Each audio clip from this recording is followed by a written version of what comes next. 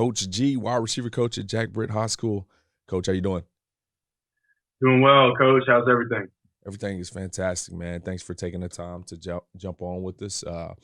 Had the tremendous opportunity to meet you here a little under a year ago. Obviously March 2020 was a, a crazy time of all of our lives. And, a lot of coaches took the opportunity to learn and grow. And a lot of coaches took the opportunity to, present opportunities to other coaches and find ways to sharpen their tools and enhance their network. And Coach G, you were one of those coaches that took advantage of that situation and tried to make lemonade out of lemons. Talk to us a little bit about you setting up seminars and meeting all these coaches across the country and helping and what our main goal here is at the AFCA is in educating coaches across the country. Absolutely, Coach. So when everything kind of was starting to go down or there was talks about things getting shut down, just thinking in my mind about, what personally I could do as a coach to continue to get better. So I remember talking with our DC and we were like, man, if we're going to be out, maybe we could still come up to the school and we can sit down with each other and kind of bounce ideas off each other. So we're good. Keep sharpening that axe, so to speak. And then it became, well, shoot, if we're going to be out and the other coaches in the state are going to be out, we can reach out to coaches. Maybe they can come through. We can have these daily meetings, weekly meetings, whatever it is. Shoot, Coach, I even went out and bought a bunch of soft drinks and water and snacks because I'm in my mind, I'm like, okay, we'll get these coaches to come in. It'll be a cool little deal. We'll host these guys, get on the board, et cetera, et cetera. And then, obviously when things started to take a more serious turn and the whole country was kind of getting shut down, I was like, well, shoot, if that's the case and everybody's in the same boat, well, how can we utilize or optimize this situation? And case in point, it was really just as a coaching community, I didn't want us to get stagnant. You know what I mean? I think it's, sometimes, and I think football coaches are tremendous in this regard. We always want to learn and grow. But you could do that on your own and it's fine. But man, if you have a whole country of coaches to reach out to and learn from, why not? So that's kind of what stemmed it. I just started, reaching out to guys that I had previously known and then kind of grew from there. Just reaching out to whoever I could. A lot of guys that have jumped on. I didn't really know too well previously, but just, hey, look, this is my idea. This is what we're doing. I'd love for you to be a part of it. Just a way to give back to the coaching, to the community that's given me so much. That was a main focus of mine. Football coaches have helped me tremendously throughout the years. It's about to be my 14th year of coaching. And, so I wanted to give back and, it's been a ride. Obviously I did it a lot during 2020 and then picked it back up in 2021. You had some cases of water and snacks there to keep you, to keep you rolling there, huh? Hey, Coach, you know what? It's funny because, it ended up, I kept it because we couldn't do anything. So, they went to good use, though. Yeah, that's awesome. Well, I wanted to dive into a question here that we kind of heard on a podcast early in 2019. You were talking about some traditions and stuff that you like to do with your position group, and I think it's important. I think every coach has something unique that they probably try to do. I'm a former offensive lineman, so obviously a lot of our traditions were surrounded by food. And so you mentioned your Wednesday night dinner that you do with your receivers, and I wanted to ask you about that, kind of how it got started, why that was important to you, and what you gain out of that. Sure. So, case in point, it's always just about building relationships with me. The old adage, right?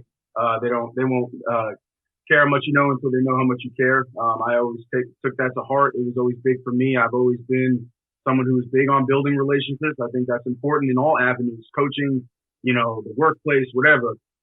So that was just a way for me to fellowship with those guys, right? It can't always be about the X's and O's. I want them to know that I care about them way more than just, the stats they put up Friday night, the helmet and shoulder pads, the jersey number they put on. So when we do those Wednesday night meetings, it's after practice. We don't talk about football. You know what I mean? I just want us to sit there and hang out and just enjoy each other's company. I may have something set up where we'll talk about something specific, but it's not football related. Maybe it's like, hey, what's an academic goal that you're looking to accomplish? What's something that, where do you see yourself in 5 years, 10 years? Something, off base, I guess. I'll cook, or sometimes I'll order something, or I had a parent help me one time. And, even the cooking aspect was, for those guys, right? Like showing them that, man, this guy's taking time to put this stuff together, for us, not asking for anything in return. And that's what it's about. I just want to give back to those dudes. Obviously I care about them. It's not just like, hey, what can you do for me? It's, I genuinely care about you as an individual, way beyond the player. Do you find that the kids in that environment, you take them out of like maybe the meeting room, the practice field, stuff like that, where they're always, like you said, like you're always talking ball, you're always doing X's and O's. It's you're always doing something like that. You put them in this environment that's a little bit more laid back. Do you find that they open up a little bit more when you ask them some of those different questions? 100%.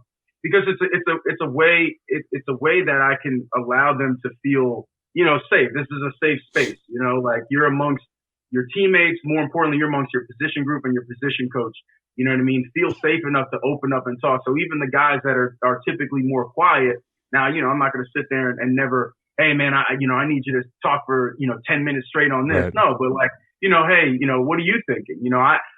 The fact is, and this is something that I got from Tim and Brian Kite, where, it's, owning your 20 square feet. And we talk about all the time how important your 20 square feet is. So whether you're the starter or the last, in the depth chart, you matter to the team. So allowing those guys to understand, like, my voice matters, what, my coach cares about my opinion, coach cares about what's going on in my life. I think really is beneficial to, both player and coach. Those guys end up playing a lot harder. They enjoy being out there because they know they're in an environment that, like people care about me. They want what's best for me. They want to see me reach my full potential, and I'm going to bring it every time. That's awesome, Coach. Well, another quote that you mentioned at some point in time was the most precious thing in life is time. And you talked about how time is important to you. I would love to hear, even if you want to echo on relationships again, but just how you take advantage of your time. Because as a coach, me, Mike, yourself, we all know, especially around that fall time of the year, how limited time is, and just making the best of everything and all that good stuff. I'm just curious of how you utilize your time to make sure you can be the best you can be. Absolutely. I tell my guys all the time, like, I could have a $20 bill and drop it tomorrow or drop it today. And then, I could find it next week, like pick it up next week or whatever. But like the time, you never get that back. So, we might as well, give the most of what we got. I used to be kind of like a rules guy with my group, right? I would lay out these rules, hey, be on time, sit in front of like just little things like that. Right. And then I got away from that. I basically give them one rule, and it kind of, circles back to the whole time thing. And it's just do your best. Like in every aspect, just do your best. And that will ensure that you're utilizing your time correctly. Case in point, obviously, with the whole clinic thing, obviously it's a situation where time became everybody's friend. We had too much of it, to be honest with you. So what could we do to utilize that? What could we do to make the most out of all this free time? Coaches are like, man, I've never been home this much in my life. Like, I'm around this and that. And it was just an opportunity to give back. So things like that, obviously constantly learning. Even before the clinic stuff, just reaching out to coaches that are willing to talk to me about ball or the other stuff, culture building, leadership, anything that could help me better myself and ultimately better the kids that I deal with was something that I always look to take advantage of. And, it's just, once again, we're only allotted a certain amount of time. So like even those dudes, when they come to practice, we just, I'm grateful that we started practice last week. Those guys will come up and, we practice for an hour and a half. I said, look, you got, obviously it's 24 hours in a day and you have a lot of stuff going on, but when you're out there with us for that hour and a half, man, let it be about that hour and a half with us and just lock in and do the best you can for that time. You know what I mean? Because if you don't, right, the worst thing you could do is ask or say, what if, you know what I mean? Man, I wish I would have done this, or what if I would have gave more effort here? I mean, if you have to ask that, then you didn't utilize your time the best, and that's something you can never get back. So I want them to understand how important that is, because it is fleeting, and tomorrow's never promised. We see it every day, especially during this whole pandemic. So for guys to understand that, and then to see it through me and me utilizing my time. Shoot, if I'm not practicing, coach, I'm out there training kids on the weekends. Basically 6 days a week, I'm doing something. So, certainly utilizing my time, and it's something that I enjoy doing, and I'm blessed to be able to do so. Yeah, one of the things that Coach Price and I, always talk about, and when we talk with coaches, we always find that some of the most successful coaches out there are the ones that can be present in the moment, can be, we always say, be where your feet are, right? Especially when you're talking about like your career. There's a lot of coaches that'll get into a job and then they'll always be looking for that next job, right? And you tend to find that like the ones that are super successful are the ones that really hammer out and do a great job at the current job that they're in, and then all of a sudden, these other opportunities will come find them. They're not necessarily always looking for these other opportunities. But I think it's interesting, as you were talking, I was kind of thinking like time, you can break it down into different ways, right? Like you can break it down into the hour and a half that you're going to spend on the practice field that day and being present in that moment. You can break it down over maybe the time you spend like a year at a career stop, right? And being present in that moment. So I think what you harp on there as you teach these young players, to be present in the moment, whether it's a short time or a long time, I think does that kind of play a role into how you teach it? 100%, and I love that. I love that quote. Be where your feet are. And it's funny because if you just fully invest into where you're at, then as you said, like those opportunities will find you. But that's the thing is like there's a great book, right, The Power of Now by Eckhart Tolle, and it speaks just about that. Is living in that moment, enjoying it. And sometimes I'll throw this analogy at these guys, and I know I'm guilty of it too. When's the last time you sat down for a meal, right, and just focused on what you were eating, like fully enjoying every texture, taste. Typically, we're thinking about something that happened earlier in the day, right, or something you got to do later or tomorrow. Like we never sat there and just locked in on what we're doing right there, like enjoying that particular meal. And like I said, I'm guilty of it too much. But it's just that point, like, man, to be in this moment. And when you do that, coaches, right, when you're literally locked in that moment, there's really not much like that you can complain about. Like there's so much to be like just that moment. Yeah, you may have had a crappy day, a few hours ago, or maybe there's a bill you got to pay in a couple of days, but right in that moment, you can fully enjoy and be grateful for where you're at. And I think that's important to teach young guys. Yeah, I totally agree. And I think, nowadays it's even harder, right, with all the distraction you have. And, you sit there eating a meal and you got your phone out, looking at social media or the internet, whatever it is, like it becomes way harder. So I think all of us, not just players, but coaches, and we all have got to be mindful of our time and how we spend it. So I do want to kind of shift gears here a little bit and talk about your past as kind of a quote unquote recruiting specialist. I think it's interesting.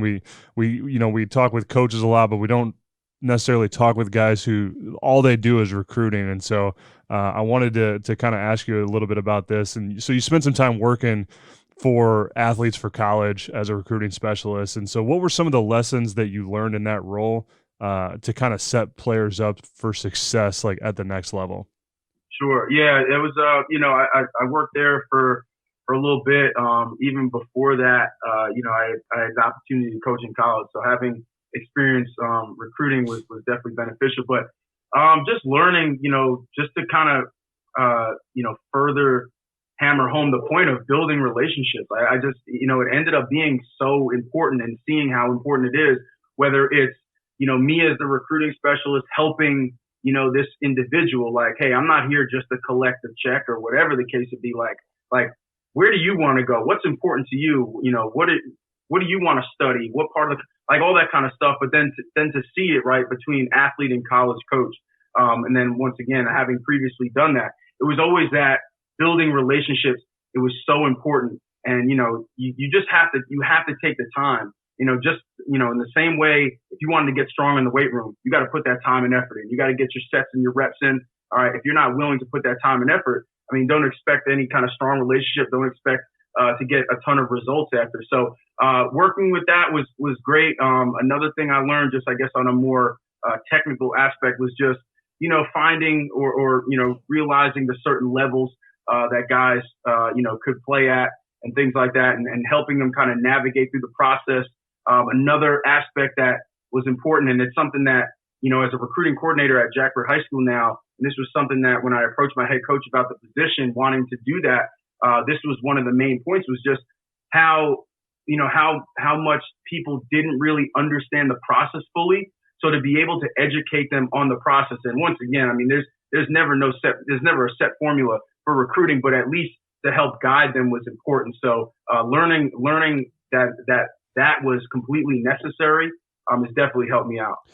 I know Mario's gonna hop into some suggestions for like athletes and stuff like that, and your role there at Jack Britt. But I wanted to ask you just real quick: is in North Carolina, is that like the recruiting role at the high school level? Is that a do they have that? Like, I know, like here in Texas, like most schools in Texas will have a recruiting coordinator at a high school, right? Like that is very common here. And I know, like where I came from in Illinois, that was not common. We did not have that. We had our head coach, and that was it, right?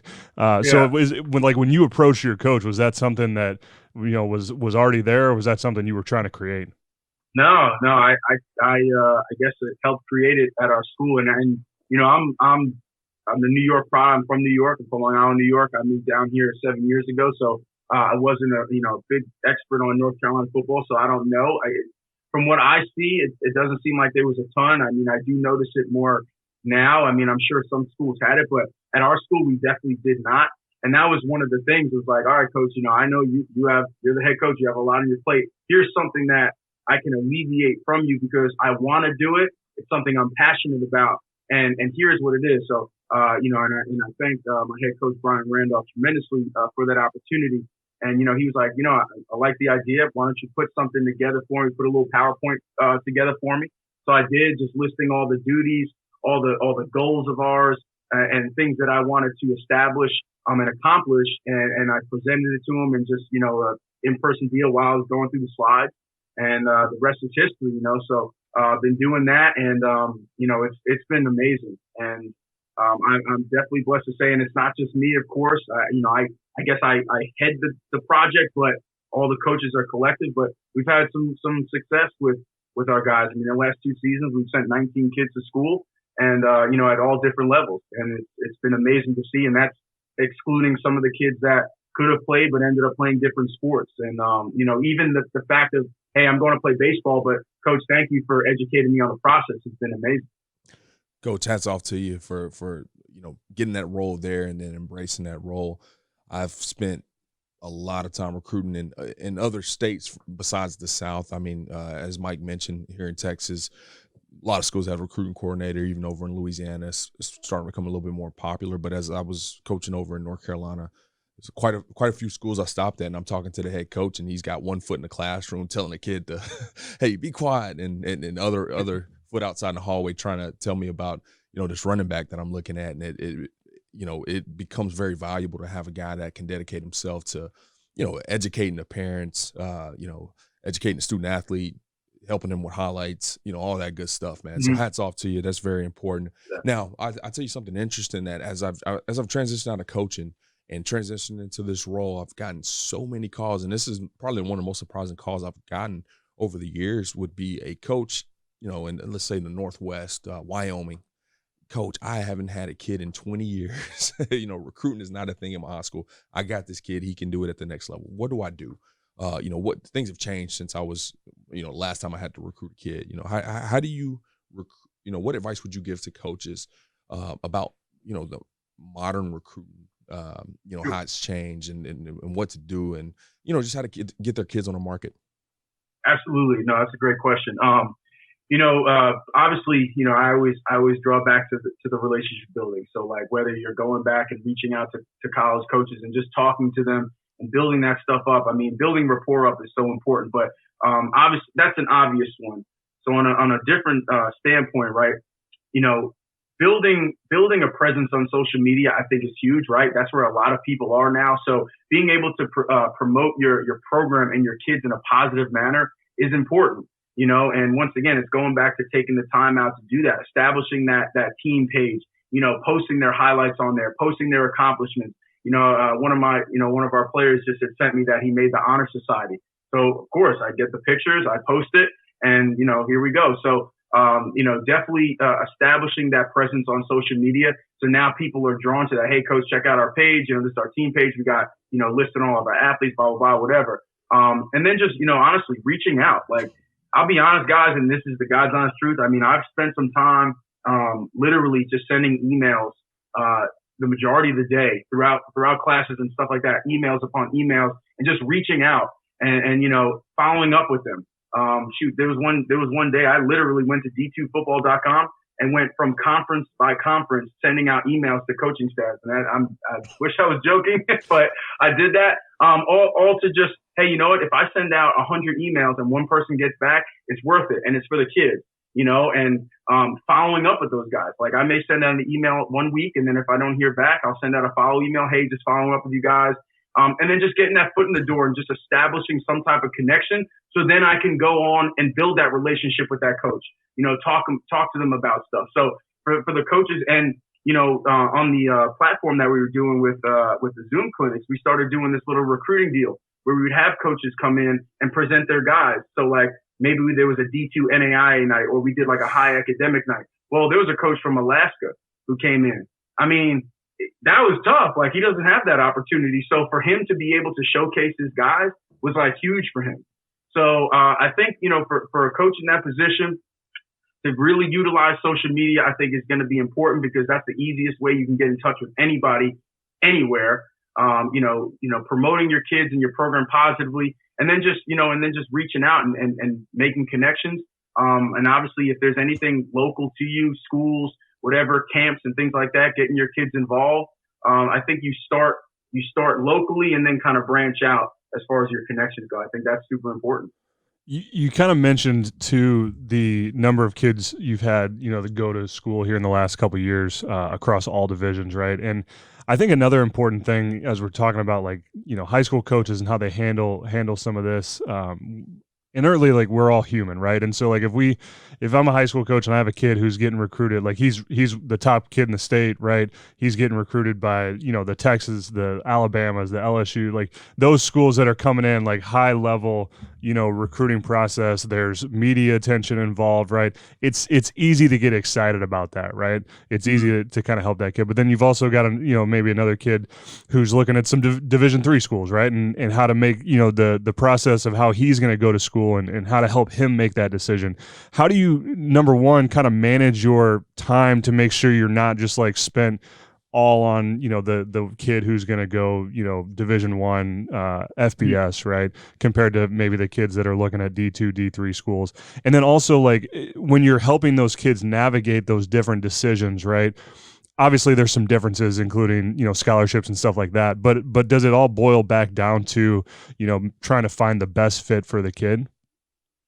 Yeah, absolutely. So, in regards to the first question, I think, now, while we obviously give our time and effort to all of our kids, with a kid in that position who's just getting the attention on his own, you don't have to put as much time and effort into him, because it's already there. It's already established. Now, of course, navigating through that process, walking them through whatever, all that kind of stuff. I mean, they are constantly, along every step of the way with him, to ensure that he makes the right decision. But, if that person has that attention already, it's not something that, you really, have to put that extra work in, as opposed to, like you were saying, that D2 or D3 kid. And to be honest with you, while I love helping all of our kids, and you know what, we've had some kids go Division I, and it's been fun to watch, and even those, navigating through. But it's those other ones that may be a little, harder, let's say, to find a spot, or really get that kid, to find his home. I like it because it does pose more of a challenge, you know what I mean? And I've always been about that. I mean, I handle my position group the same way. Every year I return one receiver. So like when I get a whole new crop in, it's like, I really got to coach. I really got to recruit them, for those kids, that aren't getting, say, that necessary, attention. And then, Coach, I'm sorry, what was the second question? I just was asking, like, if, as you're helping these guys navigate, this process, like you have that, there's going to be differences, right, between the different levels in terms of money, scholarships, things like that. But ultimately, like, does it just boil back down to, I want to help the kid find the best fit for them, Yes. No, 100%. When I'm giving our parent meeting, one of the sections is choosing the right school. And it comes down to, what are you looking for in all aspects? Like, what are you looking to study? What type of environment, like what type of demographic do you look at? You want to go to school in the country? Do you want to go in the city? Like, all these things matter because you're going to be there 4 to 5 years. And the ultimate question that I ask them, and I ask this to any athlete who comes to me for recruiting advice or whatever. If you take football in this case, or whatever sport you play, if you take that sport out of the equation, could you still see yourself going there?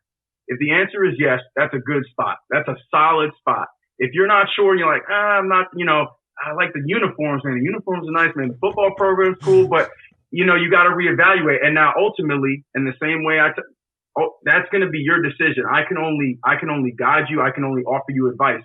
But my advice is 11 times out of 10. If you see yourself at that school outside of the sport, then it's a very good fit for you. That's a great point, because like I was just sitting here when you were 17. Could you even imagine like what you wanted to major in? like if somebody had said like, hey, does this school have what you want to major in at 17 years old? I would have been like, I don't care, whatever. Like, I just want to play football. But I think that's a great way to pose the question, is like, if you take football out of the equation, do you see yourself going to school here, or is it like totally off the table? I think that's one of the easiest and simplest ways that high school coaches can pose that question to their players.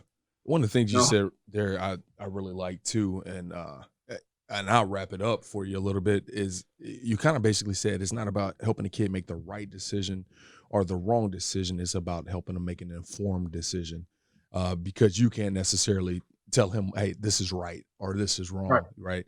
But what you can do is educate him and, put the ball in his court and, hope he does what you maybe perceive as right. But as long as he's informed, you're doing a great job as a coach, man. Well, last thing I wanted to do before we hopped off with you, your body of work, your demeanor, everything that you did this past year and that you continue to do has been great, and not just for coaches. It's been great for the young man. I mean, I think it's, maybe you hadn't thought about it like this, but maybe one of the clinics that you put on helped that coach in Alaska get that kid recruited. And indirectly, I mean, you're helping the kid 1,000 miles away from you, in a recruiting process, or you help the coach in California get better. You're helping those players get better. So, where does this desire come from to just be great, to pour into others and be unselfish, all those kind of quality things that's really showcased themselves this past year?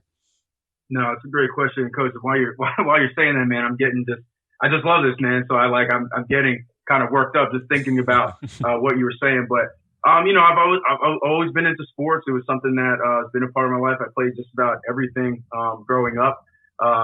Single parent household. I didn't have my father in the picture. I think maybe part of that plays into it, because I do, obviously I have a bunch of kids who are in that same predicament. So to be there for that person. But I think ultimately, one of the main objectives or one of the main things as a coach, right, to do is to be able to get that individual to a place that they couldn't get to on their own. And to me, like, that drives me so much to be able to know, like, if I could just affect you in a positive manner, to redirect you or continue to push you the way that you're wanting to go in that positive direction, is everything to me. I think football a lot of times is a business where people are constantly looking to move up to that next level. And I've been very blessed to be able to coach in college, and it was a tremendous experience, and I learned a lot. But my calling is high school, and I love the fact that this age range is so pivotal in a young person's life, right? Transitioning from teenager to adult. So to be able to affect somebody in a positive manner at that age range, to me, is everything. And I just want to continue to motivate. I want to continue to push. I want someone to look at me and know that, at least part of the reason they didn't give up was because of something I did or something I said. And it just drives me, man. And when I get these text messages from guys, and they're sending me their GPAs, and they're saying, Coach, thank you so much for harping on the academics, or I did this in my community. Like, I love the X's and O's. I love the football. Your accomplishments on the field is 1,000,000% tremendous, and I love hearing all that. But it's that other stuff to me. It's that other stuff to me that really keeps me, like, lights that fire and keeps me going. The academic piece, like we say it in our program all the time, like, it's way bigger than Jack Britt football. You know what I mean? We're looking to get you to a place where 10, 20, 30 years down the line, you're successful husbands, fathers, lawyers, doctors, all that kind of stuff. Like, that's what it's about. And that just continues to drive me. And I'm just passionate about this. I could never see myself doing anything else. I fell into it, and I've been running with it ever since. I hope to do it for a long time. I think of my high school head coach and how, he started a program and coached for, years and years and years. And I mean, he's affected thousands and thousands of individuals. And that's my goal. Like, that's what I'm looking to do, in whatever capacity, whether, it's as a head coach, a coordinator, I don't know. My goal is to become a head coach one day so I can have that impact and really establish a program. But to be able to get kids and individuals to propel themselves and get them out of their comfort zone and learn these valuable life lessons so that they're successful way beyond sports is what it's all about for me. I think that's a great place to leave it, Coach. Before we let you hop off, though, I got to give you an opportunity here to plug social media, Twitter handle, stuff like that, so that coaches can follow you, reach out to you if they got questions on what they heard today. What's the best way to get a hold of you? Yeah, no, Twitter is definitely the best. I'm super active on it now with the clinics and stuff. It's Coach_G32. So Coach_G32. You can reach me on Twitter. We can chop it up. We can talk. If you're interested in doing a clinic talk, let me know, man. I'm always looking for new people on there. But I can't thank you guys enough, man. I was telling Coach Price before, like, I love the AFCA, man. I love it. I love the convention.